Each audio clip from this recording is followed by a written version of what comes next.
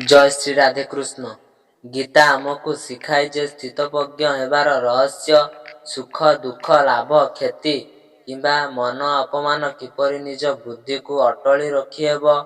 ଆପଣଙ୍କର ଚଞ୍ଚଳ ମନକୁ ବଶ କରିବାର ସୂତ୍ର ଶ୍ରୀକୃଷ୍ଣଙ୍କର ଏହି ଦିବ୍ୟ ବାଣୀରେ ହିଁ ନିହିତ ଅଛି।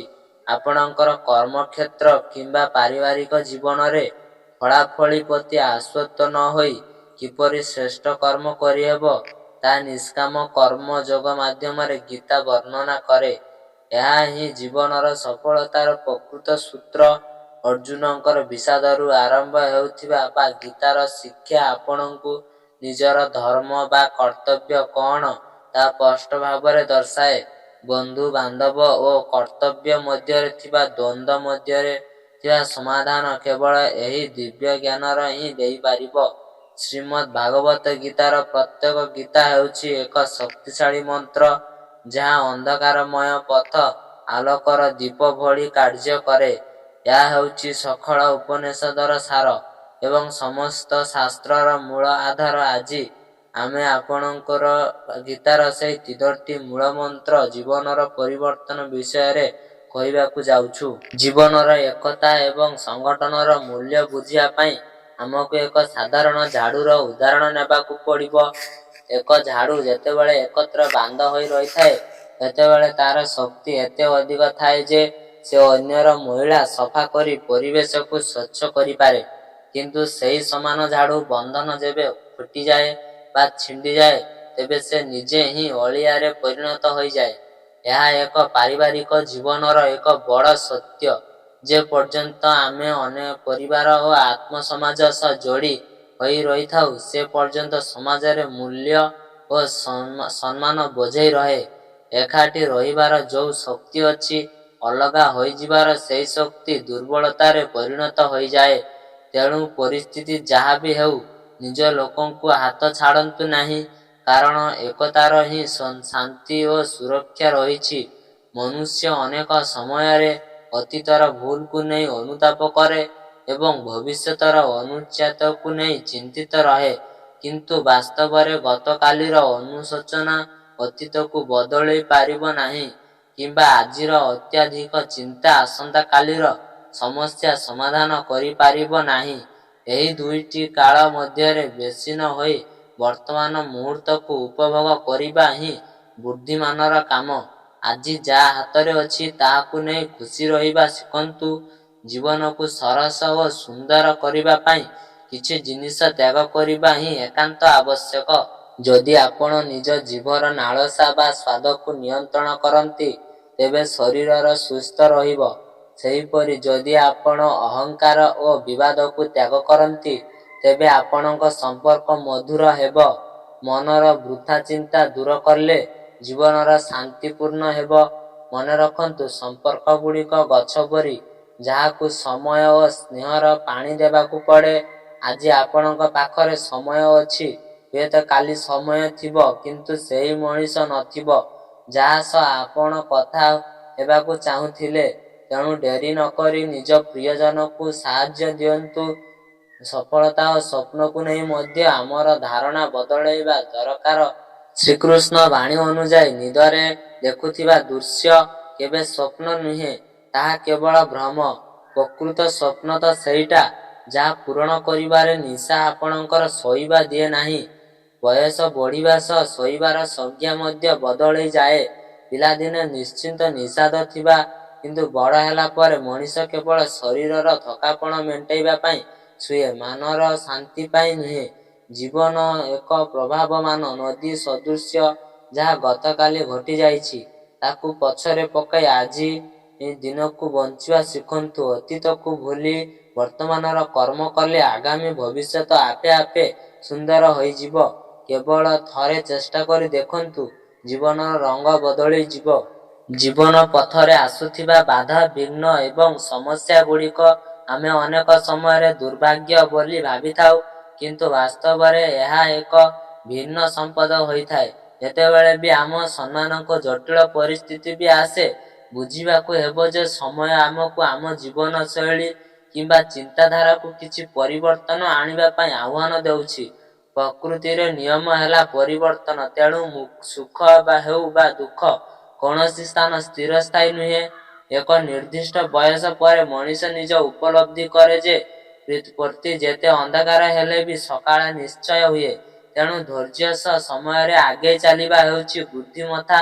ସାମାଜିକ ଜୀବନରେ ଆମେ ସର୍ବଦା ଚେଷ୍ଟା କରୁ ଯେ ଆମ ବ୍ୟବହାରରେ କେହି ଛିନ୍ନ ନ ହୁଅନ୍ତୁ ଏବଂ ଆପଣର ଲୋକମାନେ ସାଥିରେ ରୁହନ୍ତୁ।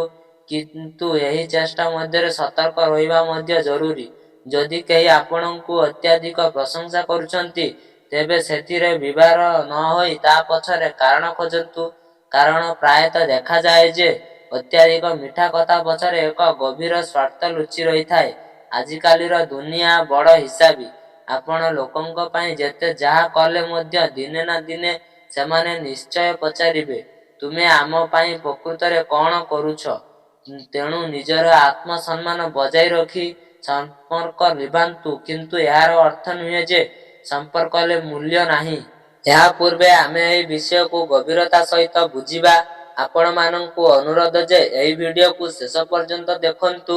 ଯଦି ଆପଣଙ୍କୁ ଏହି ପ୍ରୟାସ ପସନ୍ଦ ଆସେ ତେବେ ଭିଡ଼ିଓକୁ ଲାଇକ୍ କରନ୍ତୁ ଏବଂ ତଳେ କମେଣ୍ଟରେ ଜୟ ଶ୍ରୀ ରାଧେକୃଷ୍ଣ ଅବଶ୍ୟ ଲେଖନ୍ତୁ। ଏହା ସହିତ ଯଦି ଆପଣ ଆମ ଚ୍ୟାନେଲକୁ ଏପର୍ଯ୍ୟନ୍ତ ସବସ୍କ୍ରାଇବ୍ କରିନାହାନ୍ତି ତେବେ ଏବେ ହିଁ ସବସ୍କ୍ରାଇବ୍ କରନ୍ତୁ ଏବଂ ବେଲ୍ ଆଇକନକୁ ନିଶ୍ଚୟ ଦବାନ୍ତୁ, ଯାହା ଫଳରେ ଆମର ପ୍ରତ୍ୟେକ ପ୍ରେରଣାଦାୟକ ଭିଡ଼ିଓ ସର୍ବପ୍ରଥମେ ଆପଣଙ୍କ ପାଖରେ ପହଞ୍ଚି ପାରିବ।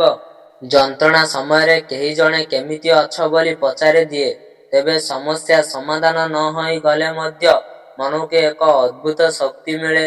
ଏହି ଜନଗହଳି ବିଶ୍ୱରେ ଆମର କେହି ଜଣେ ଅଛି ବୋଲି ଅନୁଭବ ହୁଏ। ତେବେ ସମସ୍ତଙ୍କୁ ବୁଝାଇବାକୁ ଚେଷ୍ଟା କରିବା ବୃଥା। ଯଦି କେବଳ ବୁଝାଇବା ଦ୍ୱାରା ଦୁଷ୍ଟ ଲୋକମାନେ ସୁଧରି ଯାଇଥାନ୍ତେ ତେବେ ସ୍ୱୟଂ ଭଗବାନ ଶ୍ରୀକୃଷ୍ଣ କ'ଣ ମହାଭାରତ ଯୁଦ୍ଧ ହେବାକୁ ଦେଇଥାନ୍ତେ? କିଛି ଲୋକଙ୍କ ମାନସିକ ବଦଳାଇବା ଅସମ୍ଭବ। ତେଣୁ ସେମାନଙ୍କ ଦୂରେଇ ରହିବା ସହଜକର। ଜୀବନରେ ପୁସ୍ତକରେ କିଛି ଅଧ୍ୟାୟ ଶେଷ ହେବା ନିହିତ ଜରୁରୀ। ଯେଉଁ ସମ୍ପର୍କ କିମ୍ବା ପରିସ୍ଥିତି ଆଉ ଉପଯୁକ୍ତ ନୁହେଁ ତାକୁ ଜବରଦସ୍ତ ଧରି ରଖିଲେ ତାକୁ କଷ୍ଟ ହିଁ ମିଳିବ। ଏହା ରହିବା ଶିଖନ୍ତୁ କିନ୍ତୁ ଆତ୍ମସମ୍ମାନ ହରାଇ କାହା ସହ ଯୋଡ଼ି ହୋଇ ରହିବାର ଜିଦ୍ କରନ୍ତୁ ନାହିଁ। ମନେ ରଖନ୍ତୁ, ଏହି ସଂସାରରେ ଚାରୋଟି ଜିନିଷ ପେଟ ପୂରେ ନାହିଁ। ଅଗାଧ ସମୁଦ୍ର, ଜଳୁଥିବା ଶ୍ମଶାନ ନିଆଁ, ତୃଷାର୍ତ୍ତ ପାତ୍ର ଏବଂ ମଣିଷର ଲୋଭୀ ମନ। ଏକ କଠୋର ସତ୍ୟ ହେଲେ ଅର୍ଥ ଏବଂ ସଫଳତାର ବିନା ଯୋଗ୍ୟତାରେ ମୂଲ୍ୟାୟିତ ହୁଏ ନାହିଁ। ଜଣେ ଅସଫଳ ବା ଜଣେ ଗରିବ ବ୍ୟକ୍ତି ଯେତେ ଗରିବ ହେଲେ ମଧ୍ୟ ତାଙ୍କ ପରାମର୍ଶକୁ କେହି ଗୁରୁତ୍ୱ ଦିଅନ୍ତି ନାହିଁ। ଶ୍ରୀକୃଷ୍ଣ କୁହନ୍ତି, ଯାହାର ନିଜ ଉପରେ ଭରସା ନାହିଁ ସେ ସବୁବେଳେ ଭୟରେ ବଞ୍ଚେ। ଚିନ୍ତାର ମୂଳ କାରଣ ଏହା ଯେ ତୁମେ ତୁମ ଜୀବନରେ ଦୌଡ଼ିବାକୁ ନିଜ ହାତରୁ ଛାଡ଼ି ଦେଇଛ। ତୁମେ ବିଶ୍ୱାସ ହରାଇ ଦେଇଛ ଯେ ପ୍ରଭୁ ତୁମ ସହିତ ଅଛନ୍ତି। ଯେଉଁ କ୍ଷଣରେ ତୁମେ ଏହା ମାନିନିଅ ଯେ ଈଶ୍ୱର ତୁମକୁ କେବେ ବି ଏକା ଛାଡ଼ିବେ ନାହିଁ, ସେହି କ୍ଷଣକୁ ଚିନ୍ତା ନିଜେ ପଛକୁ ହଟିଯାଏ।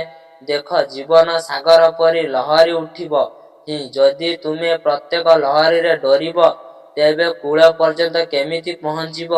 କୃଷ୍ଣ କୁହନ୍ତି, ଶାନ୍ତି ସେହି ରହିପାରେ ଯିଏ ଜାଣେ ଯେ ଲହରୀ ମଧ୍ୟ ସେହି ସାଗରର ଏକ ଅଂଶ। ଅର୍ଥାତ୍ ଯାହା କିଛି ତୁମ ସାଙ୍ଗରେ ଘଟୁଛି ତାହା ଜୀବନର ହିଁ ଏକ ଅଂଶ। ସେଥିରୁ ଦୌଡ଼ି ପଳାଇବାର ନାହିଁ, ବୁଝିବାର ଆବଶ୍ୟକତା ଅଛି। ଯେତେବେଳେ ମନ ବାରମ୍ବାର କୌଣସି ସମସ୍ୟା ଉପରେ ଭାବେ ସେତେବେଳେ ସେହି ସମସ୍ୟା ଆହୁରି ବଡ଼ ହୋଇଯାଏ। ମନର ସ୍ୱଭାବ ହେଉଛି ଯେଉଁ ଦିଗରେ ଧ୍ୟାନ ଦିଅ ସେହି ଜିନିଷ ବଢ଼େ। ଯଦି ତୁମେ ଚିନ୍ତା ଉପରେ ଧ୍ୟାନ ଦେବ ତେବେ ତାହା ବଢ଼ିବ, କିନ୍ତୁ ଯଦି ତୁମେ ପ୍ରଭୁଙ୍କ ଉପରେ ଧ୍ୟାନ ଦେବ ତେବେ ଚିନ୍ତା ଆପେ ଆପେ ମିଳିଯିବ। କୃଷ୍ଣ କୁହନ୍ତି, ମୁଁ ପ୍ରତ୍ୟେକ ହୃଦୟରେ ଅଛି, କିନ୍ତୁ ଯିଏ ମୋତେ ଖୋଜେ ସେ ହିଁ ମୋତେ ପାଏ। ଚିନ୍ତା କରୁଥିବା ବ୍ୟକ୍ତି ବାହାରେ ଖୋଜେ ସୁଖ, ସମାଧାନ, ଶାନ୍ତି, ମାତ୍ର ଯିଏ ଭିତରକୁ ଚାହେଁ ସେ କୃଷ୍ଣଙ୍କୁ ଦେଖିନିଏ। ଏବଂ ଯେତେବେଳେ କୃଷ୍ଣ ମିଳିଯାଆନ୍ତି ସେତେବେଳେ ଚିନ୍ତା ସ୍ଥାନ କେଉଁଠି? କେବେ ବି ନିଜ ଜୀବନରେ ଅନୁଭବ ମନେ ପକାଅ, ଯେତେବେଳେ ତୁମ ସବୁ କିଛି ହରାଇ ଦେଉଥିଲ ସେତେବେଳେ ବି କୌଣସି ଅଦୃଶ୍ୟ ଶକ୍ତି ତୁମକୁ ସମ୍ଭାଳିଥିଲେ। ସେ କିଏ ଥିଲେ? ସେ ହିଁ କୃଷ୍ଣ। ସେ ସେତେବେଳେ ମଧ୍ୟ ତୁମର ହାତ ଧରିଥିଲେ ଯେତେବେଳେ ସେ କାନ୍ଦୁଥିଲ। ଏବଂ ତାକୁ ଡାକି ପାରୁନଥିଲ, ଯଦି ସେ ସେତେବେଳେ ଛାଡ଼ିଲେ ନାହିଁ, ତେବେ ଏବେ କାହିଁକି ଛାଡ଼ିବେ? କୃଷ୍ଣ ହସି ହସି କୁହନ୍ତି, ତୁ କାହିଁକି ଚିନ୍ତା କରୁଛୁ? କଣ ତୁ କେବେ ସୂର୍ଯ୍ୟଙ୍କୁ ଶୀଘ୍ର ଉଦୟ ହେବାର ଚିନ୍ତା କରୁଥିବାର ଦେଖୁଛୁ? କଣ ତୁ କେବେ ଚନ୍ଦ୍ରକୁ ତାର ଚମକ ହରାଇବାର ଡରୁଥିବାର ଦେଖୁଛୁ?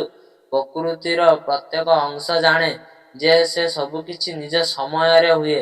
କେବଳ ମନୁଷ୍ୟ ହିଁ ଅଟେ ଯିଏ ପ୍ରତ୍ୟେକ କଥାରେ ତରବର କରେ, ପ୍ରତ୍ୟେକ ଜିନିଷକୁ ନିଜ ହିସାବରେ ଚାହେଁ ଏବଂ ଯେତେବେଳେ ଜିନିଷ ଗୁଡ଼ିକର ତାର ଇଚ୍ଛାରେ ହୁଏ ନାହିଁ, ସେତେବେଳେ ସେ ଚିନ୍ତା କରିବାକୁ ଲାଗେ। ମାତ୍ର ମନେ ରଖ, ଯେଉଁ ସମୟରେ ତୁମକୁ ବିଳମ୍ବ ଲାଗୁଛି, ସେହି ସମୟ ତୁମକୁ ଦିଗ ମଧ୍ୟ ଦେଉଛି। ଏଇଠି ଆମେ ଆଜିର ପ୍ରୟାସ ଶେଷ କରୁଛୁ। ଚ୍ୟାନେଲକୁ ଯିଏ ନୂଆ ହେଇଛ, ଚ୍ୟାନେଲକୁ ସବସ୍କ୍ରାଇବ କରନ୍ତୁ ଏବଂ ବେଲ୍ ଆଇକନକୁ ନିଶ୍ଚୟ ଦବାନ୍ତୁ, ଯାହା ଫଳରେ ଆମର ପ୍ରତ୍ୟେକ ପ୍ରେରଣାଦାୟକ ଭିଡ଼ିଓ ସର୍ବପ୍ରଥମେ ଆପଣଙ୍କ ପାଖରେ ପହଞ୍ଚି ପାରିବ। ଜୟ ଶ୍ରୀ ରାଧେ କୃଷ୍ଣ।